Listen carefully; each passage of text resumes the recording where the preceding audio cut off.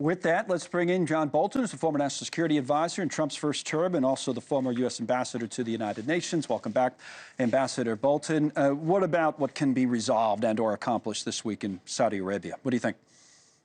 Well, I think the most likely takeaway is that Ukraine will sign this mineral deal. I'm not sure it means very much, but they know Trump wants a victory, and they've negotiated it a long way from the original Trump demand. So just in aid of trying to get back on an even keel with the White House, they'll probably sign it. Whether things go much beyond that or not, very hard to say at this point. But certainly the effects of the blow up in the Oval Office are still reverberating around the world. And I think when you combine the uncertainty about Ukraine, the uncertainty about NATO, together with the uncertainty about tariffs, it's a very shaky situation in a lot of places. We weren't even certain who was going to be here or how this was all being planned this week. You saw Zelensky shaking hands with officials, including MBS. I believe he's not going to be at the meetings tomorrow. Then there's a clip here from Trump that I'll play where he was talking about who would be at the meetings, whether Russia would be involved. Take a listen. Here he is, the president.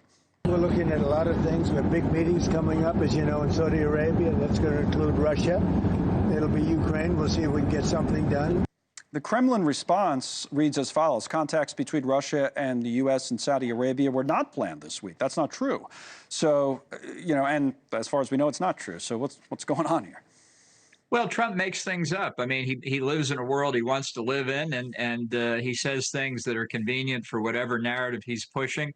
I think it's probably safe to say that there's nothing on the agenda for Russia and the United States, because from Russia's point of view, why should they sit down and talk? The White House is giving them everything they could ask for. It's better just to sit back and let this unfold some more.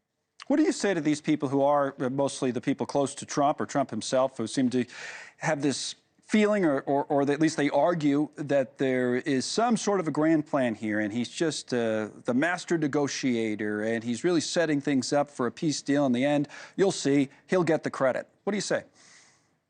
He has no clue what the next steps are. Neither do the Europeans, neither does anybody else.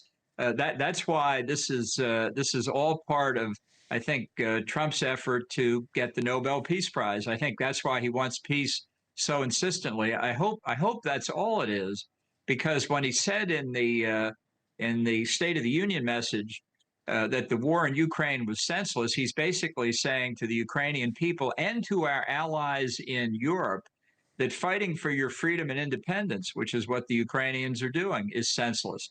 So if it's senseless for the Ukrainians to fight for it, maybe NATO members think it's senseless for them to fight for it too. Do you think we make it through all 4 years of the Trump administration as members of NATO? Well, I think I've said for quite some time I'm concerned, based on what he did in the NATO summit in Brussels in 2018, that he wanted to withdraw from NATO. I still think he wants to withdraw from NATO. I think we're getting closer. We're certainly taking the organization down peg by peg by peg. And if we continue, you don't have to withdraw formally to render it ineffective, unfortunately. You talked, Ambassador, a moment ago about all the uncertainty, as we did when we were covering the stock market. You see the Dow down 1,100, almost 1,200 points today.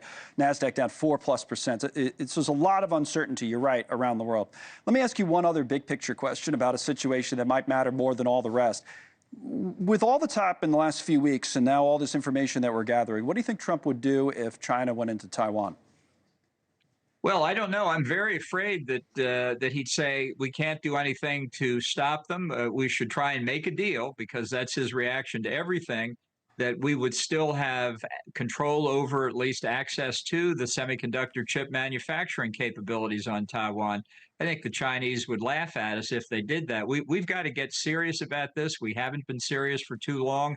Our best policy is to try and beef up the deterrence around Taiwan to prevent the Chinese. I don't think they'll invade, but even from throwing a blockade around the island. But if they did, you're not convinced he would defend them? I don't know what Trump would do at any given moment on that. Yeah, or on other things, I suppose. Ambassador Bolton, thank you. Thanks so much for watching. Just go to joinnn.com to find News Nation on your television provider. And don't forget to click the red subscribe button below to get more of News Nation's fact-driven, unbiased coverage.